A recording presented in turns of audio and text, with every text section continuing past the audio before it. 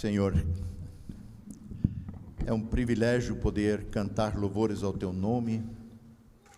Esta é a marca da Tua igreja, é a marca daqueles que celebram culto, da fé cristã. Ela é permeada pela alegria, pelo louvor, pela adoração. E também, Senhor, nós queremos neste momento nos aquietar diante da Tua palavra. Vem e fala de forma pessoal e viva, que transcende muito mais do que a minha voz que se faz ouvir, mas que a Tua voz, claro e alto tom, se manifeste em nosso coração, fazendo de nós, Senhor, novas criaturas, renovando-nos na caminhada contigo.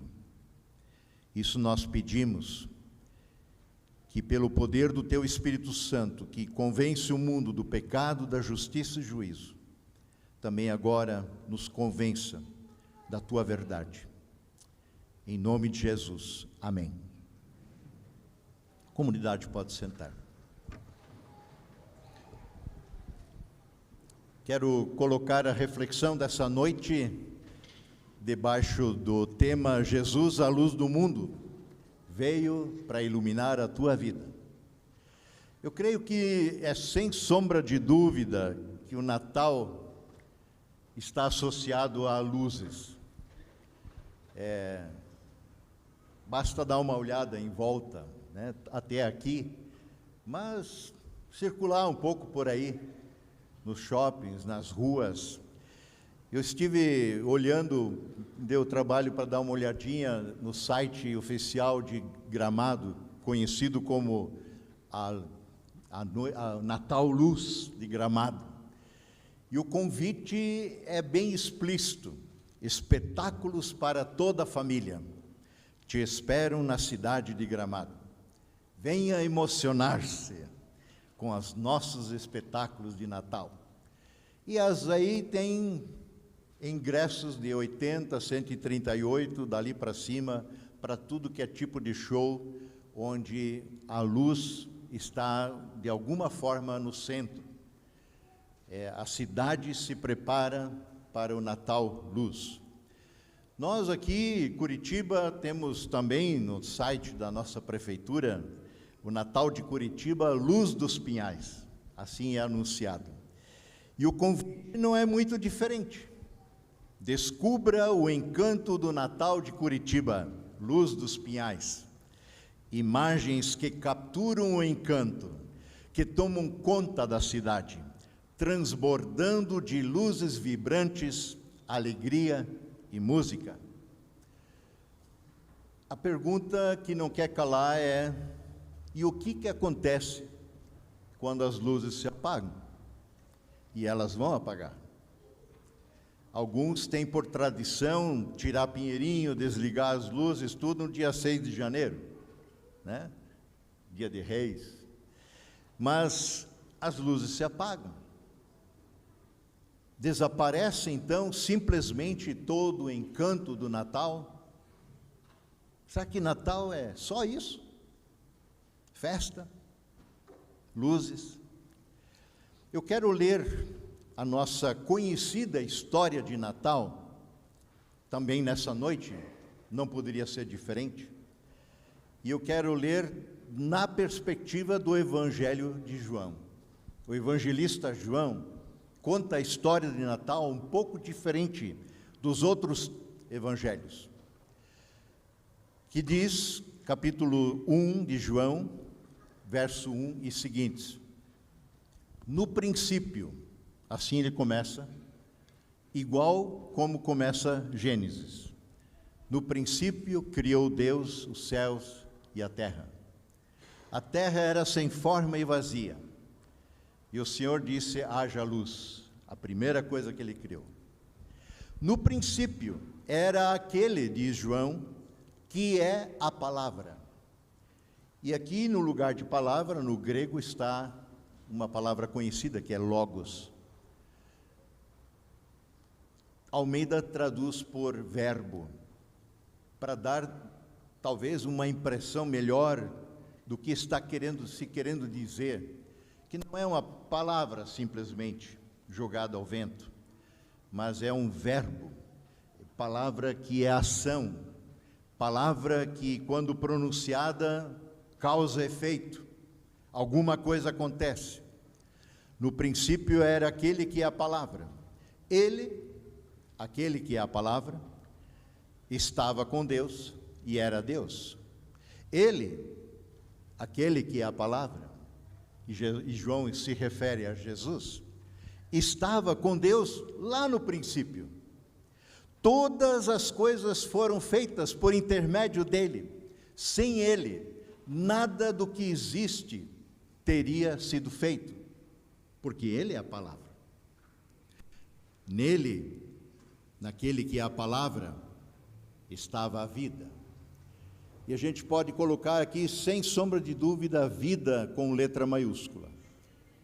Vida plena, abundante, vida com sentido, com propósito, vida eterna, como a Bíblia chama, que é uma qualificação, não é temporal. Nele, naquele que é a palavra, estava a vida. E a vida era a luz dos homens, também das mulheres. A luz brilha nas trevas, e as trevas não a derrotaram. Surgiu um homem enviado por Deus, chamado João. Aqui se refere a João Batista, não a João, o autor do Evangelho. É João escrevendo que Deus enviou um homem chamado João. Ele veio como testemunha para testificar acerca da luz, a fim de que por meio dele todas as pessoas crescem. Ele próprio não era a luz, mas veio como testemunha da luz. Estava chegando ao mundo a verdadeira luz, que ilumina todas as pessoas. Aquele que é a palavra, Jesus, estava no mundo, e o mundo foi feito por intermédio dele, mas o mundo não o recebeu. Veio para o que era seu, mas os seus não o receberam. Contudo, aos que o receberem, de que forma? João mesmo diz, aos que creram em seu nome, a estes deu-lhes o direito de se tornarem filhos, filhas de Deus. A gente tem a mania de dizer, as pessoas dizem isso, eu também sou filho de Deus. Todos somos criaturas. Quem tem o direito dado por Deus de ser chamado filho de Deus, filha de Deus, são aqueles que creem no nome de Jesus, os quais não nasceram por descendência natural, nem pela vontade da carne, nem pela vontade de algum homem, mas nasceram de Deus. Jesus, numa conversa um pouco adiante em João 3, com Nicodemos, vai falar da necessidade de que todos temos de nascer de novo. Nascer do alto, nascer do Espírito, nascer pela água, pelo batismo, em Cristo, por meio da fé nele. Aquele que é a palavra, o último verso, tornou-se carne. Aquele que é a palavra, que estava no princípio, por meio de quem tudo foi feito, virou gente, nasceu entre nós, Natal, e viveu entre nós. Vimos a sua glória, escreve João. Nós vimos o seu brilho, sua majestade. Glória, brilho, majestade, como do unigênito vindo do Pai, cheio de graça e de verdade. Essa é a história do Natal, da perspectiva do evangelista João. Menos emocionante, não é? Menos encantadora, talvez. Menos magia, menos espetacular, menos radiante, menos brilho, menos show. Mas a verdadeira história do Natal.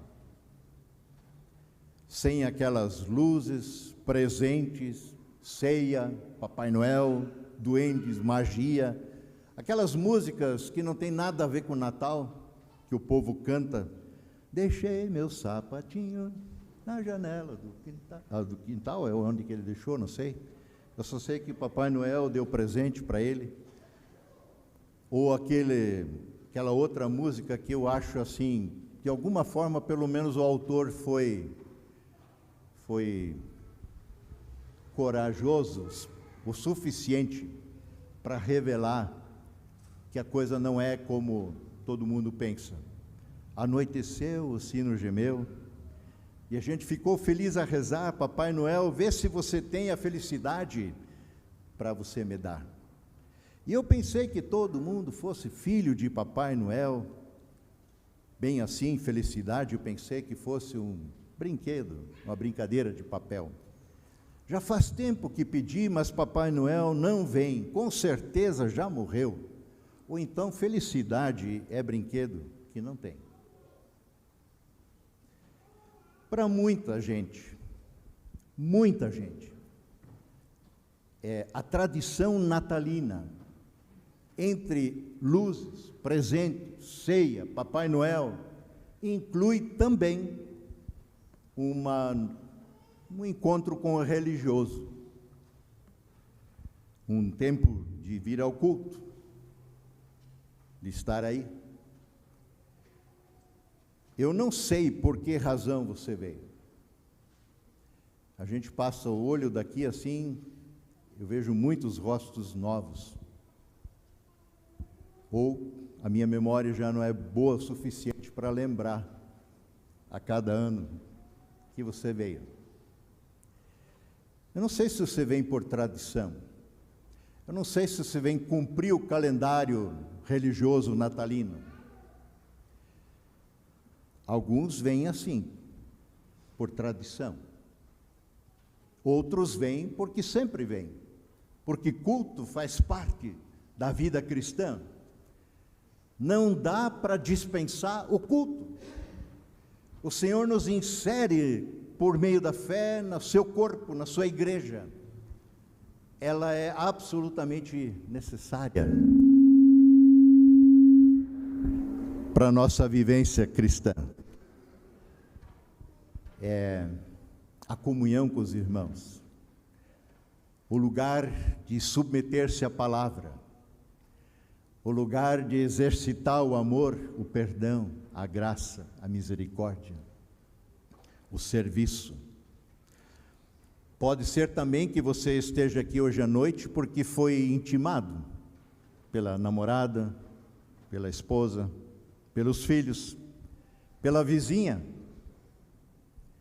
Eu me lembro muito de uma pessoa especial, há muitos anos atrás, nessa comunidade. Na época do Natal, ele caiu na besteira de falar para a vizinha de baixo, diz: olha, esse Natal você pode pedir o que quiser, eu vou te dar. E ela disse: é verdade? Sim. Então eu quero uma coisa, eu já não consigo mais ir lá no culto, na Redentor, você me leva lá? Levo. Já que pediu, me comprometi, vamos lá. A senhora sentou ali naquele primeiro banco ali do corredor. E ele ficou parado atrás daquela coluna do lado esquerdo aqui. De vez em quando dava para ver a pontinha da cabeça.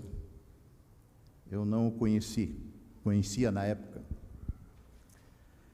Só que a palavra de Deus desviou a coluna e tocou o coração dele.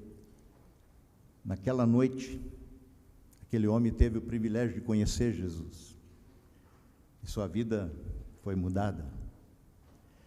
Então eu não sei por que razão você veio aqui hoje à noite, mas uma coisa eu sei: você não está aqui por acidente, você não está aqui por acaso.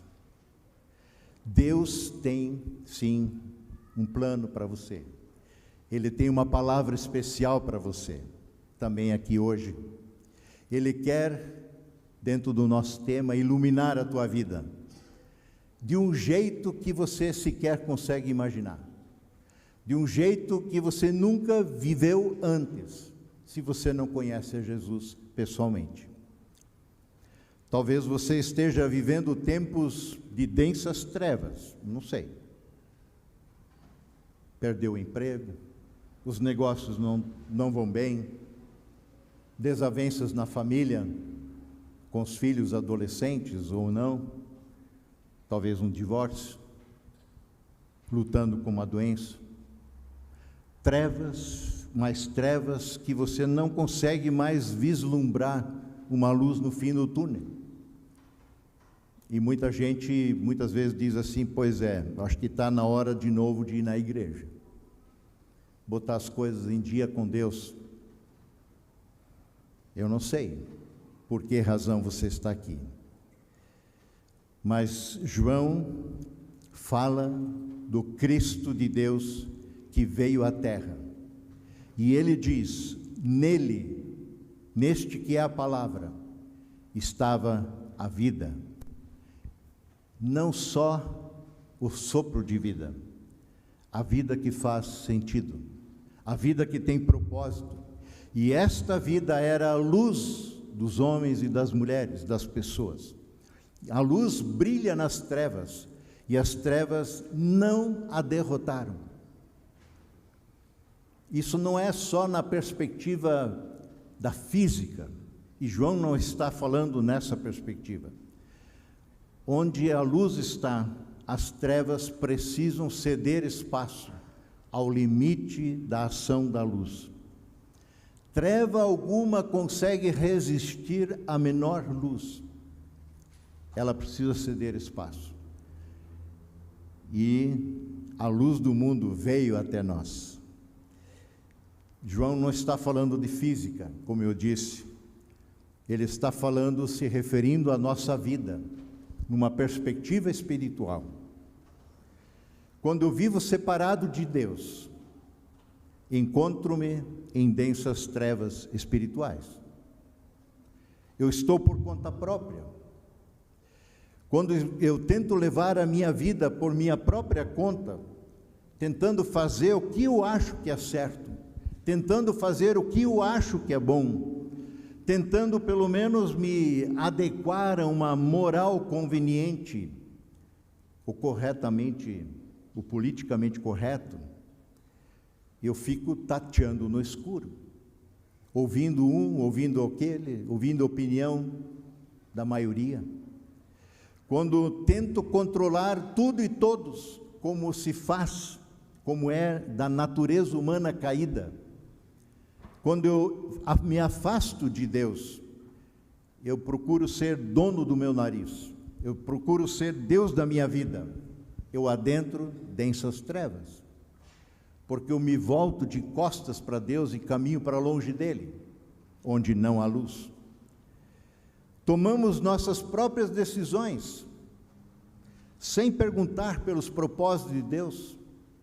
Ele que nos criou, sabe o que é o melhor para nós, e aí perdemos a perspectiva, adentramos um mundo de trevas, e depois perguntamos, mas por quê? Por que tudo isso? Por que isso? Por que aquilo?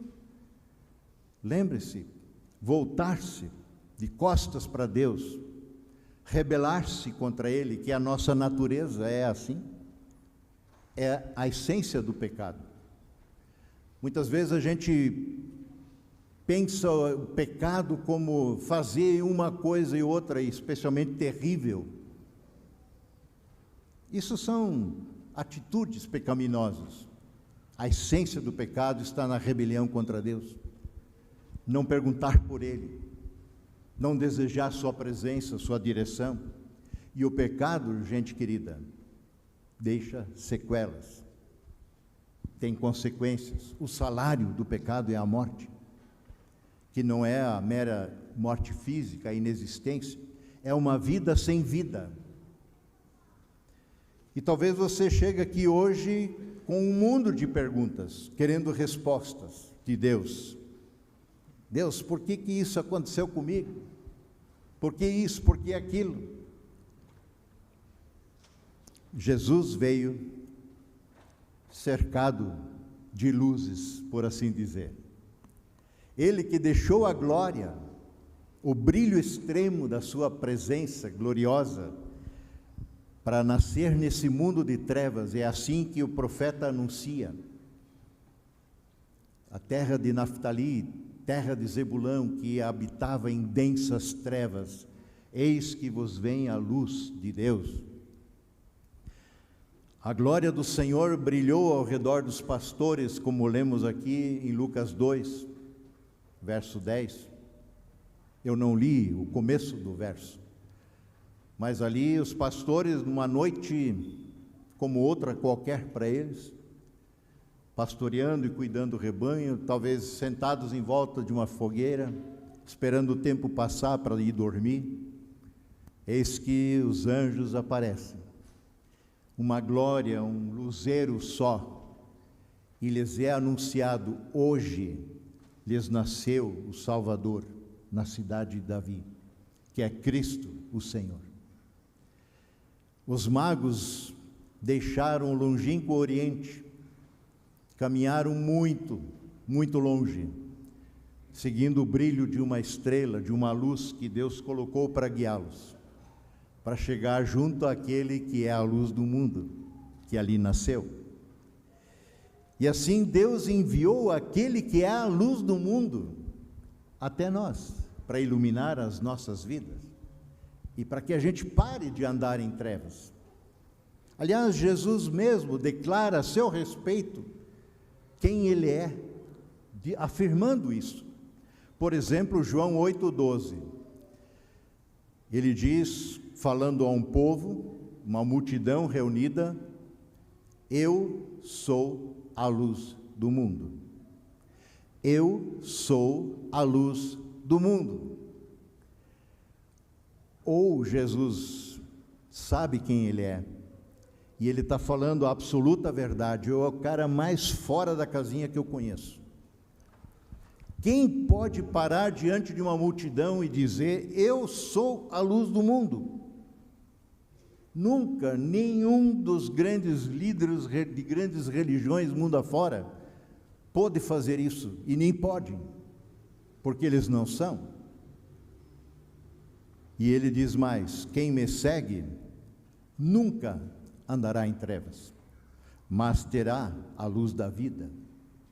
Em João 12, verso 46, ele diz: eu vim ao mundo como luz. Eu vim ao mundo como luz. Para quê? Há uma finalidade: todo aquele que crê em mim não permaneça nas trevas. E só para encerrar, porque tem outras citações, João 3,16 talvez é o texto mais conhecido da Bíblia, tirando talvez Salmo 23, o Senhor é meu pastor. Jesus diz na conversa com Nicodemos: porque Deus tanto amou o mundo, de tal maneira, com tal profundidade, e no lugar do mundo você pode sim botar o teu nome, que Ele deu o seu Filho unigênito, para que todo que nele crer não pereça, não morra, mas tenha vida eterna. Pois, a gente geralmente para ali, pois Deus enviou o seu Filho ao mundo, não para condenar o mundo, mas para que o mundo, fosse salvo por meio dele. Quem nele crê não é condenado, mas quem não crê já está condenado, porque não crê no nome do Filho unigênito de Deus. Já sigo com a leitura. Talvez você se espante com o que eu vou dizer, mas você sabe que nenhuma pessoa nessa terra será necessariamente condenada pelo seu pecado, porque este Jesus levou sobre si a cruz, a morte de cruz. Lá Ele levou o teu e o meu pecado, pecado daqueles do passado e dos que ainda virão. Mas nós seremos condenados Não há salvação fora de Jesus, porque Ele que morreu por nós. E quem nele não crê, continua condenado, porque não aceita o projeto de salvação de Deus por meio do seu Filho. E o julgamento fica claro, o verso 19, na sequência. Esse é o julgamento. A luz veio ao mundo, Jesus, mas os homens, as pessoas, amaram as trevas, e não a luz, porque as suas obras eram más. Se o teu coração está em trevas, você talvez resista se aproximar da luz de Deus, que é Cristo, que é a palavra, porque ela vai, quanto mais perto você chega, mais essa palavra há de revelar o conteúdo do nosso coração, quem nós somos de fato. Esse é o julgamento. A luz veio ao mundo, mas as pessoas amaram as trevas. Não querem se achegar à luz porque ela revela quem nós somos. Mas lembre-se, em Cristo há perdão. Então, que a sua oração nessa noite seja: Senhor, não sei direito, talvez, por que estou aqui hoje. Que a tua luz brilhe sobre a minha vida.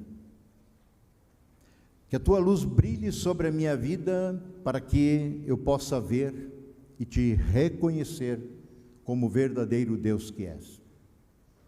Que a tua luz brilhe sobre a minha vida, sobre a tua vida, para que eu possa te reconhecer e ver como o verdadeiro Deus que és. Que a tua luz brilhe sobre a minha vida e a tua vida, para que possamos ter um caminho iluminado pela tua verdade, pela tua vontade, e não andemos mais em trevas. Que a tua luz brilhe sobre a tua e a minha vida, para que eu consiga me ver melhor, saber quem eu sou, me conhecer melhor, porque eu preciso de ti, Senhor. Eu preciso do teu perdão. Que essa seja a tua oração.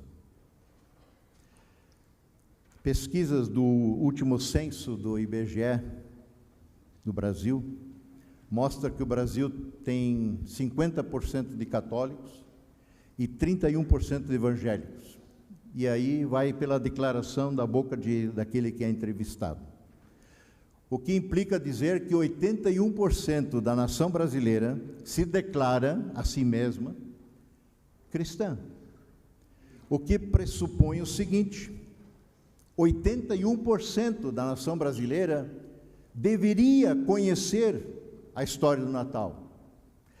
Deveria saber que no Natal nós celebramos o nascimento do Filho de Deus, Jesus Cristo, o Salvador do mundo. Mas você saberia me dizer qual é a razão pela qual Jesus veio a esse mundo? Você realmente sabe por que Jesus veio e o que ele veio fazer nesse mundo? Se isso não está claro para você, se isso não te diz respeito, se isso não pulsa no teu coração, então lamento te dizer que você celebra o Natal pela motivação errada. Natal não é uma tradição a ser cumprida. Tem tudo a ver com Cristo vivo, ressurreto, aquele que morreu para nos salvar. Eu quero concluir, preciso concluir. Eu recebi essa semana um vídeo, ou foi semana passada, não lembro direito. É um vídeo muito interessante e relevante para o nosso tema aqui hoje. Na verdade é um áudio. ele está em italiano, e ele contém uma figura de Jesus batendo a porta, uma figura muito antiga e conhecida de William Holman Hunt, um cara que nasceu lá em 1827. E é um monólogo que Jesus faz, vai falando consigo mesmo, à porta da qual ele bate. O Ademir e a Cledi traduziram do italiano, a quem agradeço, e eu não poderia deixar de compartilhar esse monólogo com vocês, que diz, Jesus, a princípio falando, estamos quase, daqui a pouco será o meu aniversário, porém eu acho que sou o único a quem não se pode fazer uma festa surpresa. Os preparativos para a comemoração começaram há mais de um mês atrás. Iluminaram as ruas, decoraram as grandes árvores, os postes, enfeitaram as casas, shoppings. E até mesmo se representa o meu nascimento com estatuetas, manjedouras e reis, aquele presépio. Também este ano acontece o mesmo. É bom saber que, pelo menos neste período, alguém pensa um pouquinho em mim. Ao menos é assim que eu esperava. Nenhum dos presentes de Natal que as pessoas compram é para mim, mas me parece carinhoso. E vocês, como se sentiriam se no dia do seu aniversário todos trocassem presentes e nenhum fosse para você? Porém, é assim comigo, todos os anos. Fala-se tanto do meu aniversário sem ao menos citar o meu nome. Depois, olhando aqui, vi muita gente que fazia compras. Tinha uma senhora que, para presente, comprou um vinho, uma garrafa de vinho caríssimo. Obrigado, mas não precisava, podia até ser uma garrafa de água, pensei eu. Nem é para mim. A atenção de todos é sobre a minha festa, mas de mim nem falo. Se festeja a data do meu nascimento, mas eu, ao contrário, não sou ao menos convidado para a minha festa. Mas é assim mesmo. No ano passado entrei em uma casa de pessoas que não haviam me convidado para estar ali, e eu fiquei num canto observando eles, comiam, bebiam, riam, brincavam. E aí à meia-noite entrou um senhor vestido de vermelho, com barba branca, e as crianças gritavam, Papai Noel, e faziam aquela festa. É fácil trazer presentes num trenó puxado a renas, mas tente passar pelo Gólgota, pelo Calvário, pela cruz, com pessoas disputando com os guardas espaço para te espancar, zombar, cuspir, açoitar. Resumindo, naquela casa eu nem existia, como não estou em tantas outras casas que celebram o Natal. Em muitas casas, a cada ano que passa, são mais e mais festas de Natal sem a presença do festejado. Porém, sabe o que eu faço? Farei uma festa incrível, daquela que você se sente no sétimo céu, uma festa que não terminará nunca, e eu desejo muito que você esteja nela. A Bíblia fala, e Jesus fala de um grande banquete, um banquete onde Ele mesmo vai nos servir. Esta noite, eu estou te mandando o meu convite. É importante porque quem não responder ficará de fora. Quem não responder ao meu convite ficará de fora. Lembram da parábola das 10 virgens? Já escrevi o teu nome no convite e desejo que sentes comigo à mesa. Você deve só aceitar o meu convite. Eu vim a esse mundo há mais de 2000 anos atrás para dar a minha vida por você. E por você, eu fui pregado naquela cruz para te salvar. Aceite o meu sacrifício. Aceite o meu convite. Permita-me entrar no teu coração. Eis que estou à porta e bato. E nós só podemos abrir nós mesmos, porque essa porta se abre por dentro. Eis que estou à porta e bato, diz Jesus. Abre-a. Aceite o meu convite. Aliás, o Cristo ressurreto, ele, em Apocalipse, fala às igrejas, às 7 igrejas, e a uma delas, chamada Laodiceia, ele diz o seguinte, Apocalipse 3, 19 e 20: Eu corrijo e disciplino aqueles que amo. Por isso sejam zelosos e arrependam-se.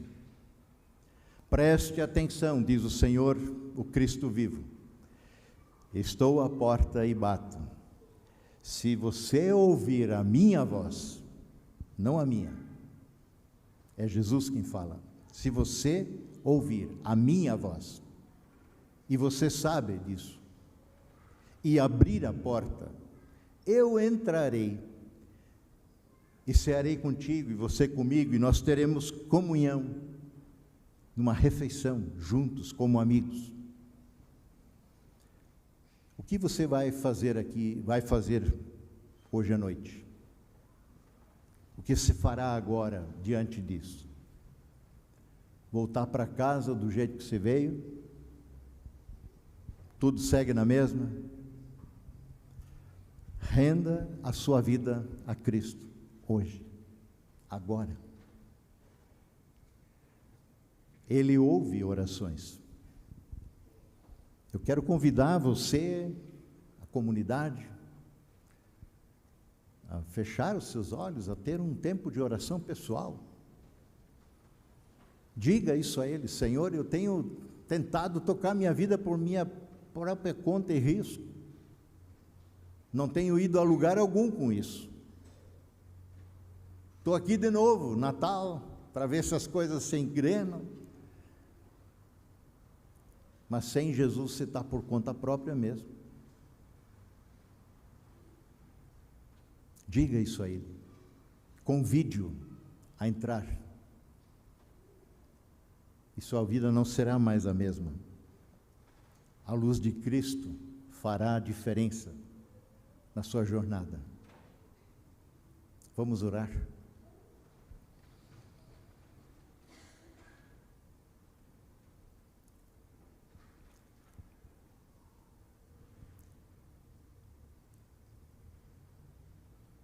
Querido Senhor,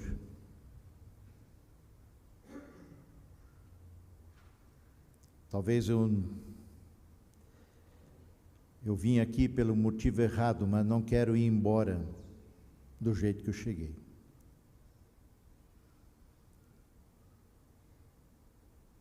Ouvindo o teu chamado suave, a tua batida suave à porta do meu coração. Rendo a minha vida a Ti.